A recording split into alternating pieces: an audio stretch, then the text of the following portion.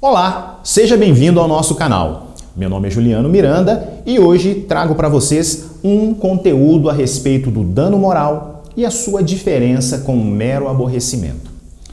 É evidente que em épocas de crise financeira, em épocas de desemprego, as pessoas ficam mais ávidas a algum ressarcimento. Só que existe, infelizmente, um exagero a respeito de vários pedidos de danos morais, de indenizações na sua natureza extrapatrimonial e não patrimonial. E surge aí a necessidade de diferenciarmos o dano de natureza moral com o simples e mero aborrecimento. E o judiciário, obviamente, está atento a essa diferença, está realmente restringindo pedidos exagerados, aventuras jurídicas a respeito desse dano moral. É importante desde já que fique aqui claro que o dano moral somente será caracterizado se existir efetivamente um dano, uma lesão a algum direito da personalidade. E, inclusive, nós já temos um conteúdo no nosso canal a respeito dos direitos da personalidade, previstos lá no artigo 11 e seguintes do Código Civil. Como direitos da personalidade, nós temos que considerar algumas características e os próprios direitos que eu vou citar, enumerar alguns para vocês. O nome, a reputação, a honra, a intimidade, a privacidade, a imagem da pessoa, a autoria, são direitos da personalidade. Esses direitos da personalidade, eles são intransferíveis, indisponíveis, eles são inatos, eles são impenhoráveis, eles são inexpropriáveis, eles são imprescritíveis. Então, são aqueles direitos que todos nós, pessoas naturais, logo que nascemos, já recebemos, já temos esses direitos da personalidade. Mas para que haja efetivamente um dano de natureza moral, como dito, será necessário também uma lesão a algum direito da personalidade.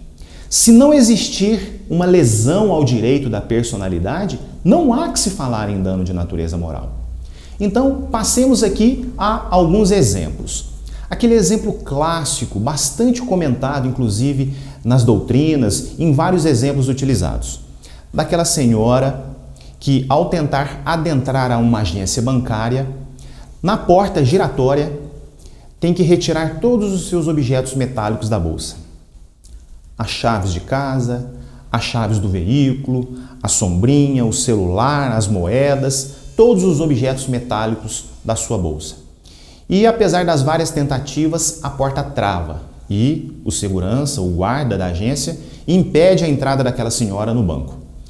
E aquilo gera uma situação, as pessoas vão se acumulando na fila, a mulher não consegue passar, os objetos metálicos são retirados um a um, mas mesmo assim ela tenta novamente passar e o agente, o guarda, não permite que a senhora entre por uma questão óbvia de segurança. Uma segurança de todos os clientes, de todas as pessoas que lá estão naquela agência bancária, vão adentrar naquela agência bancária.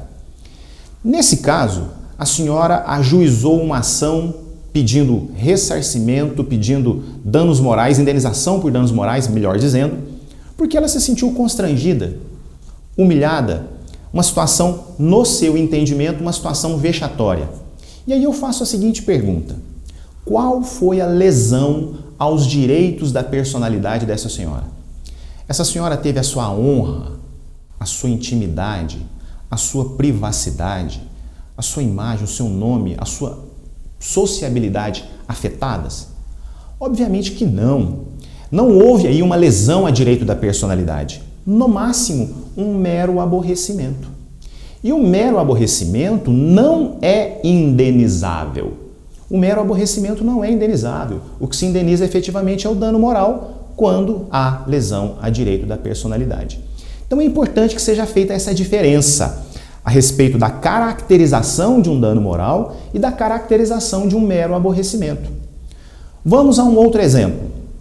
Um pedido em um restaurante, você está com a sua família, você faz o seu pedido, é uma festa de aniversário, uma comemoração íntima entre familiares.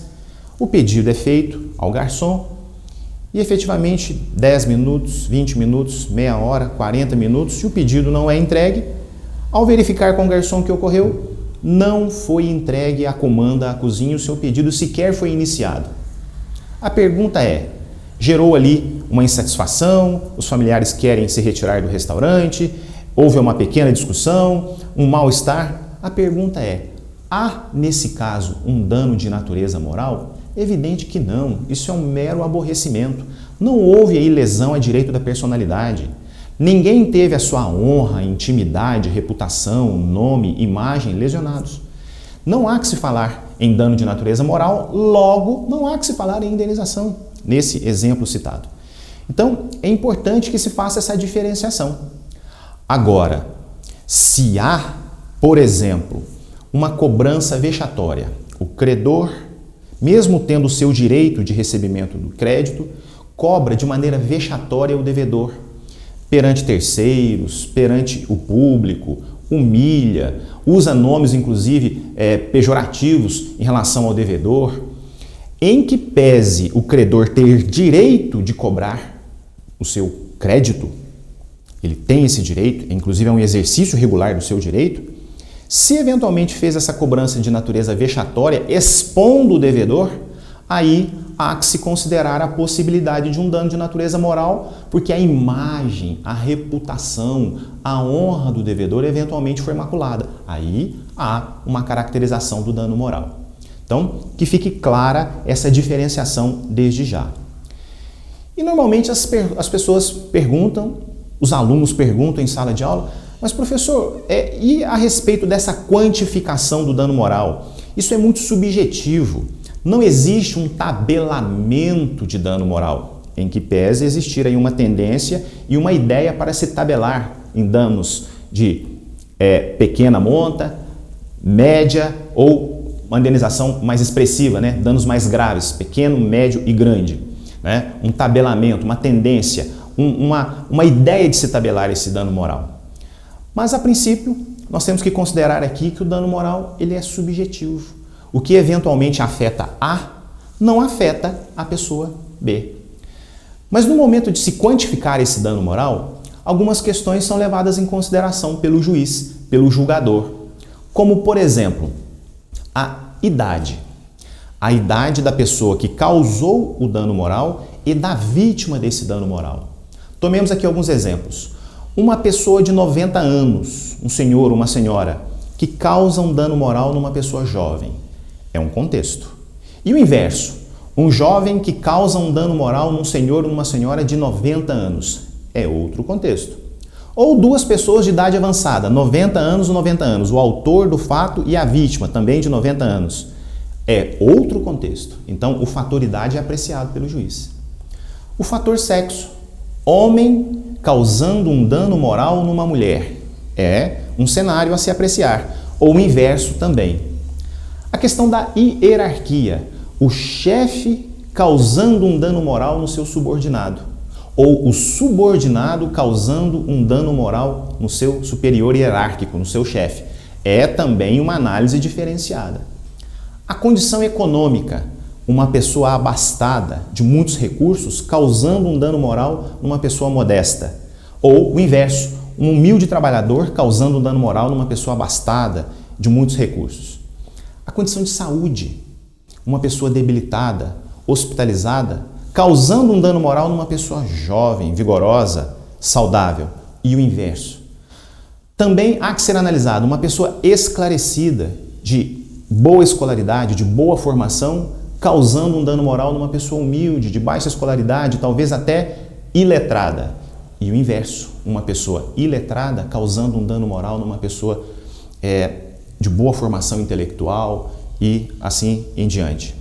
Esses fatores todos são analisados pelo julgador no momento de se aplicar a condenação, a eventual condenação a título de danos morais. Então, são alguns conceitos rápidos, são algumas pílulas a respeito aí do dano moral e do mero aborrecimento. Mas para concluir, para fechar esse nosso conteúdo, a diferença precisa: dano moral só existirá se também ocorrer alguma lesão a direito da personalidade. Se não houve lesão a direito da personalidade, não há que se falar em dano moral. Ok, meus amigos? Então ficam aqui as noções iniciais, as pílulas a respeito dessa informação. Até os próximos conteúdos, mas atenção, inscreva-se no nosso canal, deixe o seu like, um grande abraço e até os próximos conteúdos.